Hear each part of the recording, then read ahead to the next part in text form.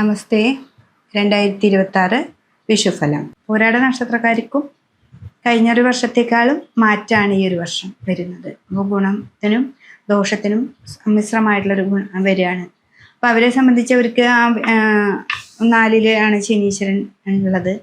വ്യാഴം 7 അപ്പോൾ സ്ഥാനമാനങ്ങൾ ഉണ്ടാവും, പ്രതീക്ഷിക്കാത്ത ധനങ്ങൾ, അതൊക്കെ വന്നിരുന്ന് ഈ ഒരു വർഷത്തിന്റെ പകുതി മുതൽ അവർക്കൊരു മാറ്റാണ് വരുന്നത്. അപ്പം അതുകൊണ്ട് തന്നെ അവർ ശ്രദ്ധിക്കുക. നമുക്ക് ഇത്രയും ഗുണങ്ങളുണ്ടായി പെട്ടെന്ന് എന്താണ് ബ്ലോക്ക് വരുന്നത്. പിന്നെ അതേപോലെ രോഗാവസ്ഥകളെ വളരെയധികം ശ്രദ്ധിക്കുക. രോഗമാണ് ഇവിടുത്തെ ഏറ്റവും പ്രശ്നം വരുന്നത്. കർക്കിടക രാശിയിലേക്കൊക്കെ വ്യാഴം വരുമ്പോൾ അവർക്ക് നീർക്കെട്ട്, ശ്വാസതടസ്സങ്ങൾ അങ്ങനത്തെയൊക്കെ ഉണ്ടാവാനായിട്ട് സാധ്യതയുണ്ട്. അപ്പോൾ അത് മനസ്സിലാക്കിക്കൊണ്ട് രോഗങ്ങളെയാണ് ഇവിടെ വളരെയധികം സൂക്ഷിക്കേണ്ടത്. അത് മനസ്സിലാക്കുക. ധന്വന്തരി ക്ഷേത്രത്തിൽ പോവുക, മുക്കുടി നിവേദ്യം കഴിക്കുക, ശിവന്റെ അമ്പലത്തിൽ പോവുക, മൃത്യുഞ്ജയ ഹോമം, രുദ്രാഭിഷേകം, അതൊക്കെ ചെയ്യുമ്പോൾ മാസത്തിൽ ഒരു തവണ മാത്രം ചെയ്തു പോവാം. ഈ ഒരു വർഷം മുഴുവൻ അതങ്ങനെ ചെയ്യുകയാണെങ്കിൽ ഏറ്റവും നല്ല ഫലത്തിലേക്ക് പോകാനായിട്ട് സാധിക്കും.